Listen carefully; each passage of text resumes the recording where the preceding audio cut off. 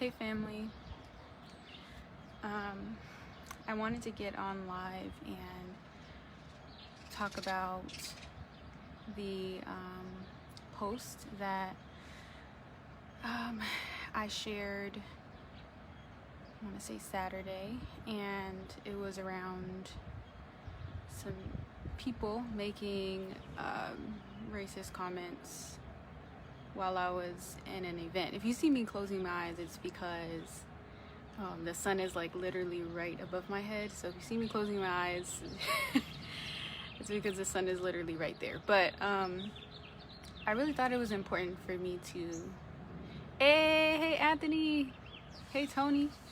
So yeah, I really thought it was important for me to talk about this because it's really important to be addressed. And as someone that has the background of trauma, childhood trauma, you know, foster care, those types of things, I know that a lot of us sometimes don't know what to do when situations come up that can trigger the trauma. And I really thought it was important for me to talk about it as someone that lives and breathes, you know, anti-racist work. And so I consistently deal with certain types of groups and people. And I feel like also I post a lot of the good things about, you know, pursuing purpose and living a fulfilled life and having a lot of love. But I also want to emphasize the fact that that's a choice. It's a choice that I choose to focus on those good moments, and that doesn't mean that very hard traumatic events still don't happen. In fact, they happen all the time, way more often than I would like, I think, than anyone would like. And so this was one of the moments where I decided, you know what, I do want to share and kind of lean on my community, you know. And I think as someone that has been recognized in the community as a leader, I try my best to lead by example. I'm not in no ways perfect, but I do try to lead by example. And so, you know, that was one of those very negative situations, and it wasn't the worst situation that I've ever experienced, including, you know, race. But I decided, you know, let's talk about that. So trauma can come in so many different forms, as we know. In this particular live, I'm going to talk about racial trauma and my experience. And so I really have dealt with racial trauma, honestly, my entire life. And I feel like a lot of times people think because you're young, you may not experience a lot of things. And that's really a mistake. We all experience different things. I mean, this world is really wild. And so you can experience all kinds of things depending, you know, where you live and who you are, what you represent, how vocal you are about your views and your beliefs, and your values. People can feel some type of way about that. So for me, this past Saturday, essentially what happened was I was invited as a guest to an event, and there was, if I'm going to be honest, in the beginning there was a lot of like microaggressions and other unnecessary things, and I'm very hypervigilant. That's something that I learned about. If you're not sure of the word hypervigilance, then I would definitely recommend like Googling it and looking it up, because and YouTubing it too, because it just brought a lot of clarity to me as to why I'm so hyper aware, why I pay attention to so many different things and like mannerisms, and you know, why when people do certain things, even like the slightest thing, I can get offended by it. And that's from the hypervigilance, like always being on edge, always like in survival mode. And it's just kind of something that I think will continue to be with me forever. So with that, this particular situation, it started off with some, you know, interesting microaggressions, and eventually a bunch of people basically stormed the Zoom, event. And some of them were also children. And they were saying things like, I'm not going to say the N-word because I think it's completely disrespectful, but they were saying, I hate black N-words. And they didn't say this one time. They said it repetitively. At first, I think I was in shock. And so I just kind of like laughed it off almost. I muted myself and I was just like laughing. And then for once, in probably a very long time, I just paid attention to my entire body. I disassociated from myself, and it was the first time that I really paid attention to myself in a, I guess, racial kind of issue. Disassociating from my body, disassociating from, like, kind of going numb. And so I realized that I was experiencing a trigger. I was being triggered, and I had two options: to continue to numb myself, because it was continuing. Like, this went on probably for 15 minutes, 10 to 15 minutes. Just all kinds of stuff, like flooding in the chat box, and it brought me back to a lot of different places. As I said, I definitely been through a lot in my life. Some things, maybe like 2%, I've shared in my book, honestly. I don't know if I'll ever share every single aspect of my trauma in my life. I think some of those things I'll probably die with, and others my family and maybe like my kids and my husband will know. But yeah, so I brought up a lot of stuff in that instance, and I knew just the way the host was conducting the event as well, that it didn't look like anything was really slowing down, and the severity of the situation wasn't being acknowledged. And so another thing that I want to really highlight for allies, as well as anyone that is going to do an event and something unexpected regarding any kind of trauma or race happens, I would offer two suggestions. One, pausing the event, and saying, you know what, this is completely unexpected, but it's really getting out of hand. And so, out of respect for our guests and the time that we had carved out here today, we should take a pause, and we're gonna figure it out on the technology on our end, and we will see if we will reconvene in the next 10 minutes. We'll give you an update. Otherwise, another suggestion would be rescheduling, because it was a lot. And I also realized within myself, and it was definitely a huge lesson for me, as far as like not having to be strong in that moment. Telling myself, you don't have to be strong. You don't have to force yourself to continue.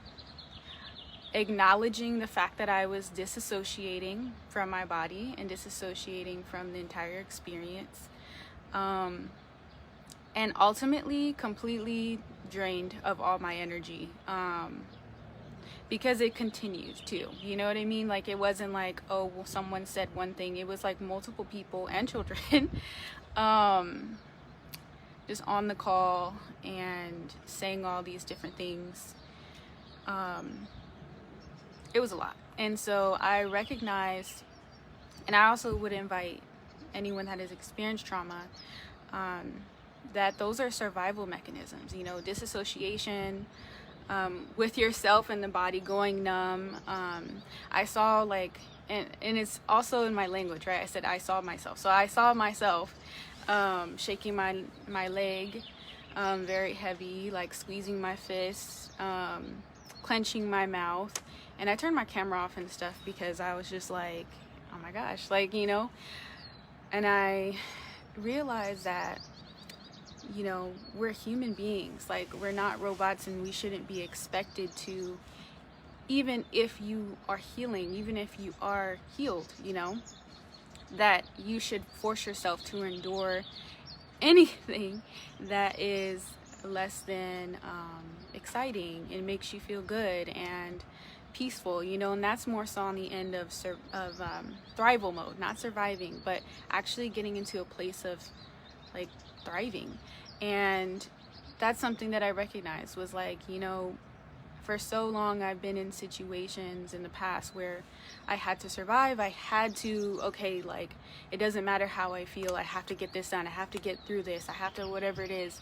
And in that moment, just recognizing my own humanness, and breathing and kind of reconnecting with myself. Like, I don't need to force it, I don't need to continue. I'll be okay, everything will be fine, I'm safe, this is a virtual space, you know, different things like that, just reminding myself. But it was definitely something that just taught me so many different aspects of how trauma shows up for us, because I know I'm not the only one. And that can look like so many different things for so many different people. But as I said, specifically right now I'm talking about racial trauma. But this can also look the same for other levels of trauma. And so for me, I realized that I was not in a space to continue and give my best self. And also the people that were on the call, which there were a lot of them, I didn't want to. You know, I didn't feel like they deserved to hear my story and hear different things, and therefore it put me in a space of, right now you need to remove yourself, and that's okay. Like, and you know, that's something I really wanted to share, is that yes, when you go into speaking spaces and all the other different things, honor yourself and where you're at. I think there's a fine line of challenging yourself, of uncomfortability and all these other different aspects, and just full on like torturing yourself and you not even realizing it because you're numbing yourself and disassociating from the entire experience, which is a trauma response and can also create more trauma. I also have recognized after, you know, it's been some time and looking back at it, that was definitely a trauma experience. Even though it was virtual, it was completely unexpected, it was completely out of context, and it just kind of like exploded out of nowhere.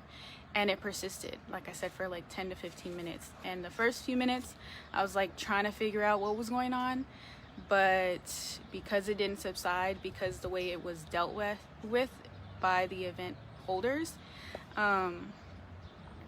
and recognizing that other guests weren't as affected because it was specifically a racial slur and racial, you know, aspects, I realized that in my own space, and the severity that I needed to acknowledge, you know, the situation, that I needed to remove myself, especially because thinking of other guests in the future that, you know, may be in a virtual space such as that, and be really excited and in a good space, and then that completely derails it, you know. And I know that if I were to have just pushed on, it may have diluted the severity of the situation, which was completely unacceptable. So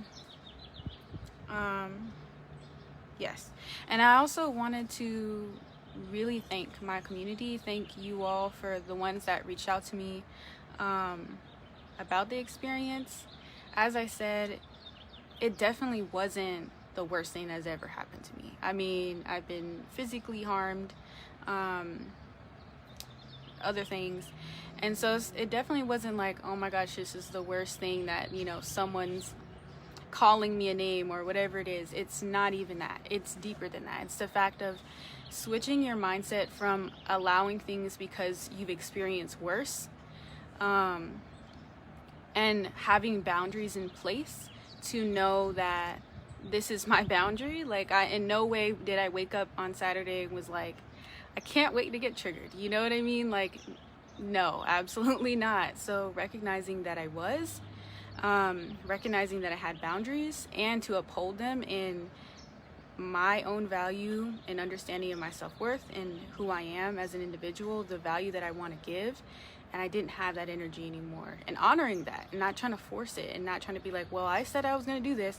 Yes, but I also didn't say that, you know, all these other different things and factors were going to be there. Like, that was not a part of the deal. So I just want to encourage you to honor yourself. It's Monday, it's April, which is my favorite month, mainly because it's my birthday month. But I definitely want to, encourage you to honor yourself, continue to follow your purpose, continue to challenge, what you see as survival mode versus thriving, right? Are you still operating in survival mode, or are you operating in thrival mode? And that can be on so many different levels and layers of, life and different life domains. And like, as I'm getting older and as I'm like learning different layers about my own trauma and my own experiences, I'm grateful to have a community like you all. And I'm grateful that those of you that did reach out or did comment, did say like, hey, it's gonna be okay. Like, I'm human, I'm a human. I have so many different things that I still have to figure out, and ultimately I do want to help others in my experience, but I'm still in my experience. And so I definitely want to preface with that, and to let you know that on the other side of life with their survival techniques and all the other things is thriving. And there's also different things that you understand, like I need to protect my peace, right? I have to protect my peace of mind by any means necessary. If that means removing myself from a certain friend circle, if that means that actually my finances aren't where they are, and that would give me more peace of mind, actually investing my time into reading different books, I would recommend Rich Dad Poor Dad as far as getting started. What's another great one? Oh, The Automatic Millionaire by David Bach. And another one to get started, let's see, Think and Grow Rich, A Black Choice. That one's really, really cool. I've been just like, I love reading, I'm a book nerd, but I think it's really important to talk about trauma, especially because we all experience it in some way or the other. And many of us also experience racial trauma, and that can be really insidious because, again, especially in the Black and Indigenous community, it's this huge focus on like being strong. And so I think it's important to know when to be resilient and when to have a brave face and when to do those things. But when you have the option not to do that, when you have the option to remove yourself, to do it. Because yes, whenever something comes around and you really do need to show up and, survive or whatever, like like if there was a zombie apocalypse or whatever, you do have to have the self-confidence to know, like, I've been through worse, I can do this. But that doesn't necessarily mean that you need to have that all the time. You know what I mean? Like this, like, I can do this, I need to do this, like, all the time. Especially, like, I don't think that's healthy. And it also is like not great for your mental health and peace of mind, which is extremely important. So I would challenge yourself in those stages where, like, strong is this huge compliment. Like, I don't always want to be strong. I always, when I was younger and I felt so alone, I always wanted to have like a community. Like, I always wanted to be around people that I knew I didn't have to be strong all the time. Like, sometimes, but not all the time, not every day in every situation that I feel like I have to be the one.